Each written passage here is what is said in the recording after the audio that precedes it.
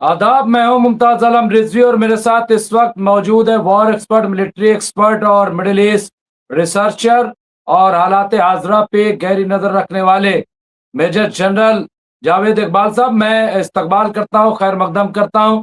और चूंकि अब एक पीस थैंक यू। डील की तरफ बढ़ चुका है ईरान और अमेरिका, और दोनों ने एक अच्छी राह निकाली है और फाइनली जो है वो 19 जून को सिग्नेचर हो जाएगा। हालांकि डोनाल्ड ट्रंप ने कहा है कि सिग्नेचर हो चुका है। बहरहाल इसके क्या मानी मतलब है, किस तरह से देखा जाए, ईरान कहाँ स्टैंड करेगा, अमेरिका और ईरान के कैसे रिश्ते आने वाले दिनों में होंगे, और इसराइल का क्या रिएक्शन है, क्योंकि इसराइल तो खुश नहीं है।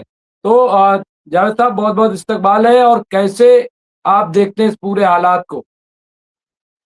जी मुमताज भाई, अस्सलाम वालेकुम आपको और आपके सभी सुनने वालों को, और जय हिंद। देखिए, आपने जो पीस डील का ये जिक्र किया है, इसके अंदर अभी तक जो चीजें सामने निकल के आ रही हैं, उनके अंदर तकरीबन 4 चीजें बड़ी क्लियर दिखाई देती हैं। पहली चीज तो ये कि हर मोर्चे के ऊपर जंग बंदी होगी, खासतौर से इस पर्शियन गल्फ में और लबनान के फ्रंट के। इसके अलावा जो स्टेट ऑफ हॉर्मूज है, उसको खोला जाएगा। ईरान अपना कंट्रोल उस पर हटाएगा और अमेरिका ने जो ब्लॉकेड लगा रखा है वो भी इसको हटाएगा अपनी।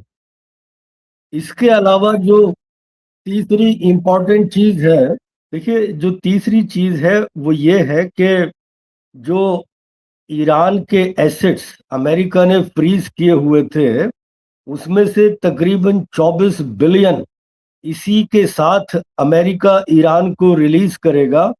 और जो इसमें चौथा एक अहम पहलू है वो ये है कि ईरान के ऊपर जो उसके पेट्रोलियम प्रोडक्ट्स के ऊपर पाबंदियां लगी हुई थी, वो भी हटाई जाएंगी।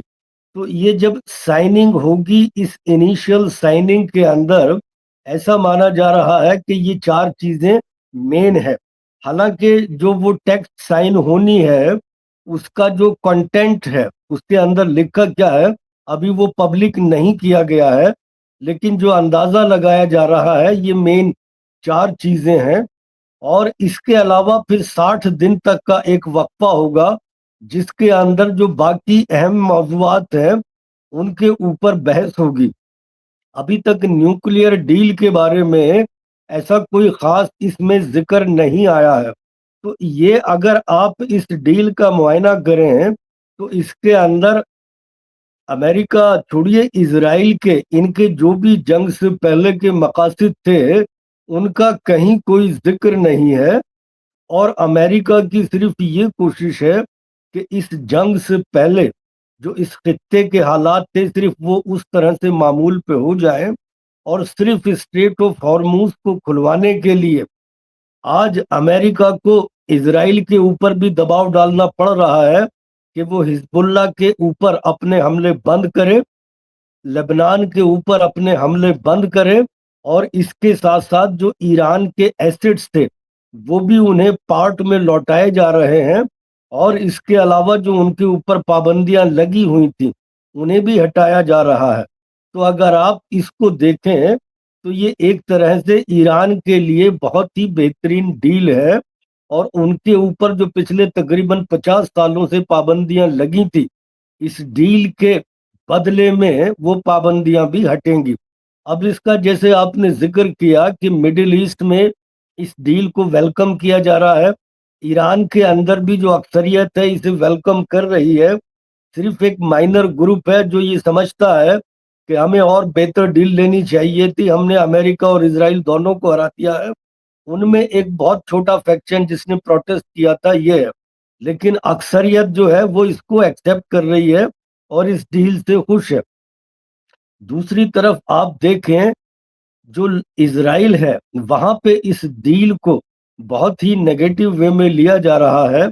और जितने भी वहां के पॉलिटिकल लीडर्स हैं, चाहे वो नेतन्याहू की गवर्नमेंट में हो, चाहे वो अपोजिशन में हो, वो इस डील को इसराइल के मुस्तकबिल के लिए बहुत बड़ा खतरा मान रहे हैं, इसराइल की बहुत बड़ी स्ट्रेटेजिक डिफीट मान रहे हैं, और वो ये कह रहे हैं कि नेतन्याहू ने इस जंग से कुछ भी हासिल नहीं किया, उल्टे इसराइल के लिए बहुत बड़ी सिक्योरिटी प्रॉब्लम क्रिएट कर दी, और जो इसराइल का एक डिटरेंस इस खित्ते के ऊपर था कि वो जिस एरिया में चाहते थे जाके बमबारी कर देते थे, इन्वेड कर देते थे सेल्फ डिफेंस के नाम पे, वो सारा डिटरेंस एक तरह से खत्म हो गया।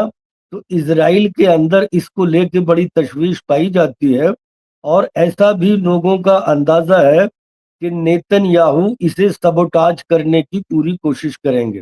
तो फिलहाल जो आपके सवाल थे, ये उस खित्ते के अंदर इस डील को लेके ये अवाम का और सरकारों का फिलहाल ये रद्द अमल है। जी मुमताज।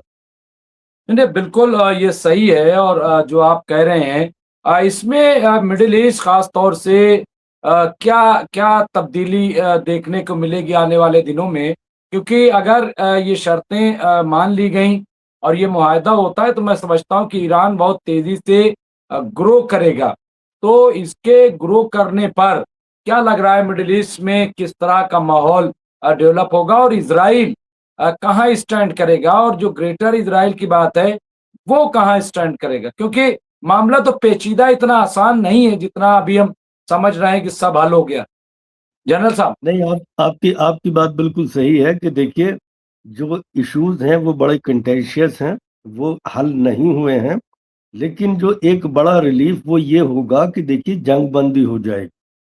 हर फ्रंट पे अगर जंग बंदी हो जाती तो जनता के लिए ये खुद एक बहुत बड़ा रिलीफ होगा, और जो बहुत सारी सरकारें इस ब्लॉकेड की वजह से इकोनॉमिक हार्डशिप झेल रही थी, उनको भी रिलीफ मिलेगा अगर ये ब्लॉकेड हट जाता है। तो ये इनिशियल दो रिलीफ लोगों को बहुत बड़े हैं जो इस डील से मिलेंगे। अच्छा, जो आपका दूसरा सवाल है कि अब यहाँ पे क्या होगा, देखिए आने वाले वक्त में अब जो यहाँ पे दिखाई दे रहा है, इस पर्शियन गल्फ के अंदर और मिडिल ईस्ट के अंदर ईरान एक डोमिनेंट पावर बन के उभरा है, ये एक हकीकत है। और दूसरा अब क्या है कि जो ये पर्शियन गल्फ के अंदर जीसीसी के कंट्रीज थे, जॉर्डन वगैरह, जिनका अभी तक अमेरिका और इसराइल के साथ ये उनकी सिक्योरिटी आर्किटेक्चर का हिस्सा थे, अब वो ईरान के साथ भी अपने रिश्ते नए सिरे से कायम करेंगे, और यहाँ के लोग खुद मिलके एक नया सिक्योरिटी आर्किटेक्चर खड़ा करने की तैयारी में हैं, जिनके अंदर जो अहम किरदार निभा रहे हैं वो तुर्की, सऊदी अरब है, कतर है और पाकिस्तान है, और इसमें मिस्र भी मोस्ट लाइकली शामिल होगा। तो ये एक ऐसा, अभी तक ये क्लियर नहीं है कि किस तरफ ये जाएगा, लेकिन मुझे ऐसा लगता है कि ये जिन कंट्रीज का हमने नाम लिया, ये सारे मिलके और ईरान के साथ अपने रिश्ते नॉर्मलाइज करेंगे, और ये एक नया सिक्योरिटी आर्किटेक्चर इस खित्ते के अंदर खड़ा करेंगे, जहां पे मुझे ऐसा लगता है कि इनके एक दूसरे के साथ रिश्ते मामूल पे आएंगे, और ये एक दूसरे के साथ नॉर्मली ट्रेड करेंगे।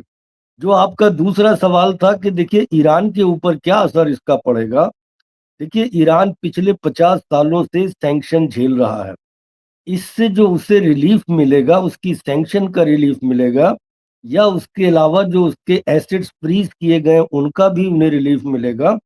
और इसके अलावा ऐसा भी जिक्र है कि वो वॉर रिपरेशंस भी वसूल करेंगे अमेरिका से, कि तुमने जिस तरह से हम पे जंग मुसल्लत करके हमारे अवाम को या हमारे इंफ्रास्ट्रक्चर को नुकसान पहुंचाया है, उसका तुम्हें हर्जाना भरना पड़ेगा।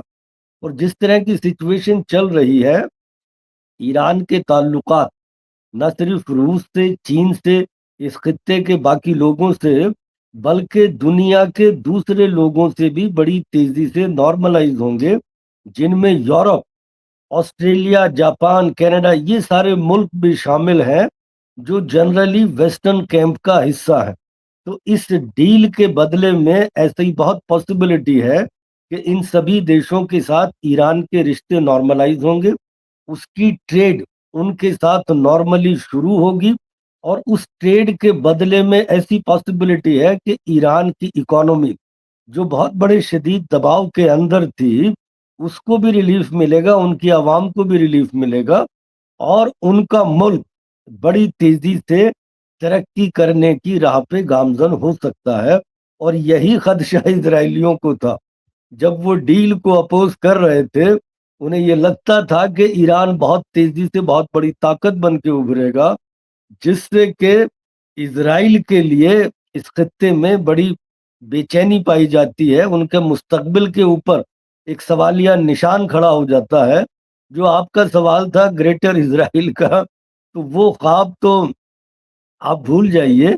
अभी सिर्फ ये है कि इजरायली लीडरशिप को अब ये देखना पड़ेगा कि अगर अमेरिका इस खत्ते से विड्रॉ कर गया, जैसा कि पूरे हालात नजर आते हैं कि वो लॉन्ग टर्म में यहाँ पे टिक नहीं पाएगा, तो उन्हें फिर ये देखना है कि अभी तक वो पूरी तरह से अमेरिकन सिक्योरिटी अम्ब्रेला के ऊपर डिपेंडेंट थे, उनकी पॉलिटिकल और डिप्लोमेटिक और फाइनेंशियल सपोर्ट के ऊपर डिपेंडेंट थे।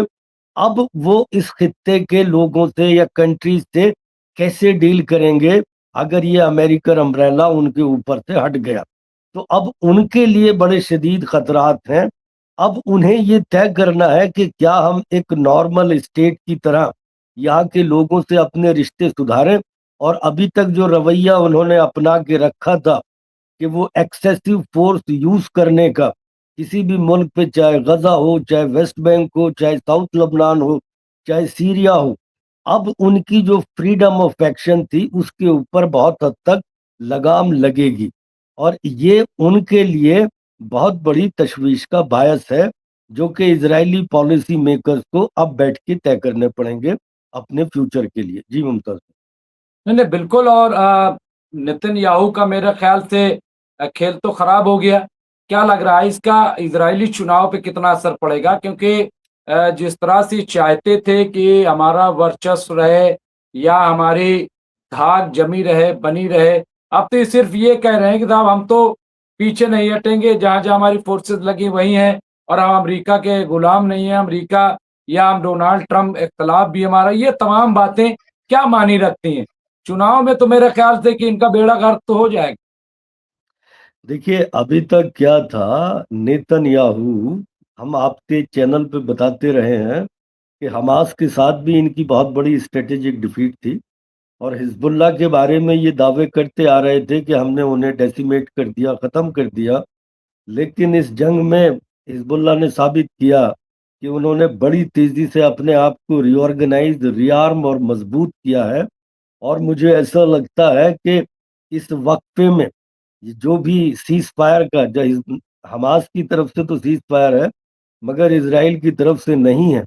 आज मैं जो जो सलाहियतें मिलिट्री की हिजबुल्लाह या ईरानियों ने जो दिखाई हैं, बहुत मुमकिन है ये उन्हें मुंतकल कर दें हमास की तरफ भी। तो अब इसराइल का जो एक्चुअली या नेतन्याहू के फ्यूचर की आपने बात की, उसके ऊपर एक बहुत बड़ा सवालिया निशान लग गया है।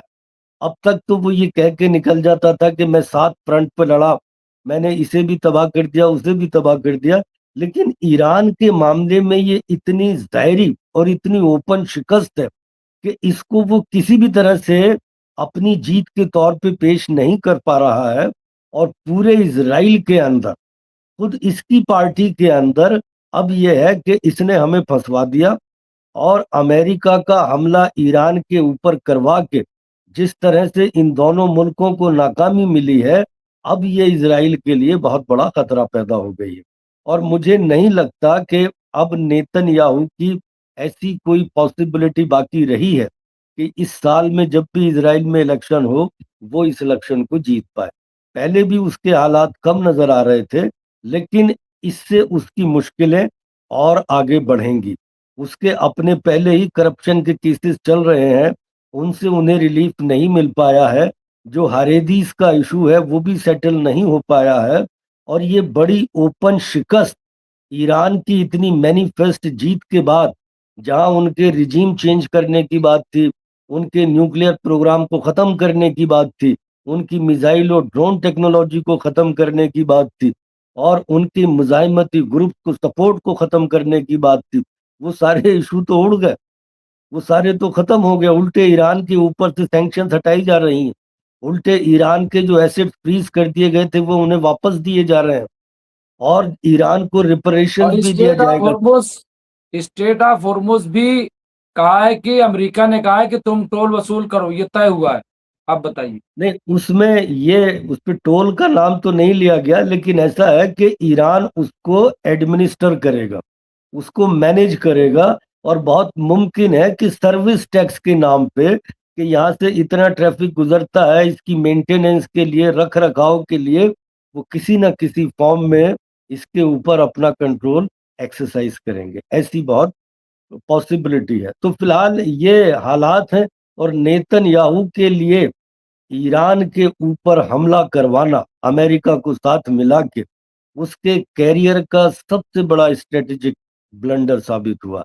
इस काम के लिए वो पिछले 40 सालों से कोशिश कर रहा था, और इसका नतीजा ये मिला है। जी मुमताज भाई।